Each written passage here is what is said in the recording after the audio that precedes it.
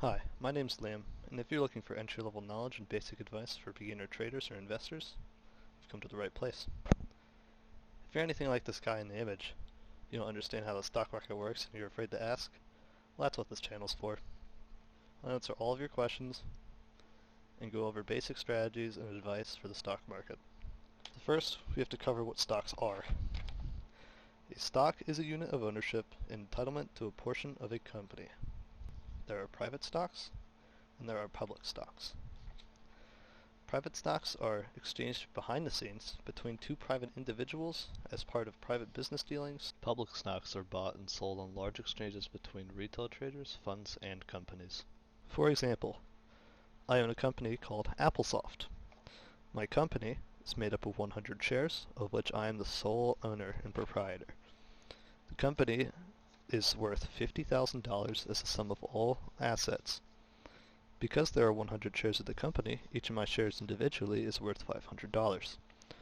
I decide to sell half of my shares, or 50 shares, worth $25,000 collectively. Now, the business grows with the new investment made from the sale of stock, and we are now worth $200,000. My 50 shares are now worth $100,000 collectively, netting me a profit should I decide to sell at this point in time. If I decided to go public instead, my story would be slightly different. My company, Applesoft, provides an initial public offering, or IPO for short, of 100,000 shares at 50 cents each. I own all 100,000 shares. I make an announcement about my new product, the iPod Touch. Suddenly, the valuation has grown to $2 each as investors pick up on this news. I decide to sell half of my shares, so I list all 50,000 of my shares at $2 each on the market. They're all bought up. Now, I've made $100,000 and I still own half of the company. In the real world, there are different groups of traders seeking to make money off of the stock market. Retail traders like you and I might operate on public exchanges and buy and sell stocks of companies with issuance oftentimes in the many millions.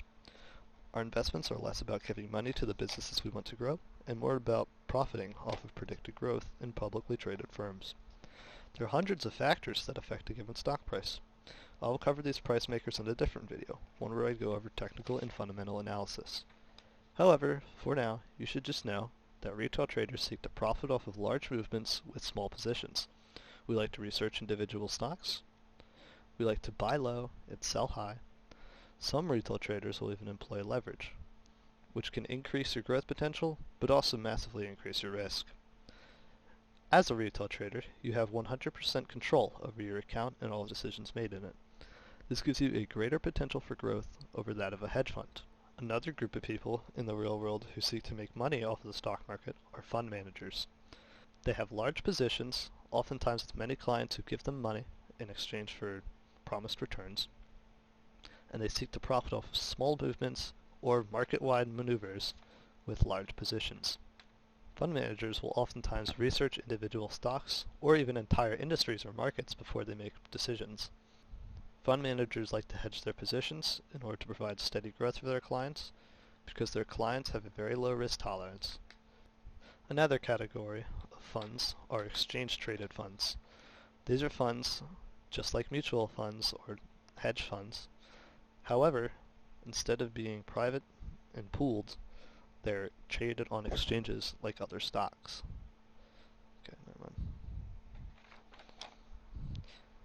An ETF, which is short for Exchange Traded Fund, is a collection of stocks managed by index funds who track the growth or decline of all the stocks in the fund. Funds publicly show what proportions of stock are allocated, as well as how much they change in administrative fees. Okay, never mind. Cut that. An ETF, short for Exchange Traded Fund, is a collection of stocks managed by index funds that track the growth or decline of all stocks in the fund.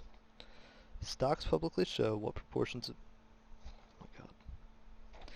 An ETF, short for Exchange Traded Fund, is a collection of stocks managed by index funds who track the growth or decline of all the stocks in the fund. Funds publicly show what proportions of stock are allocated, as well as how much they charge in administrative fees.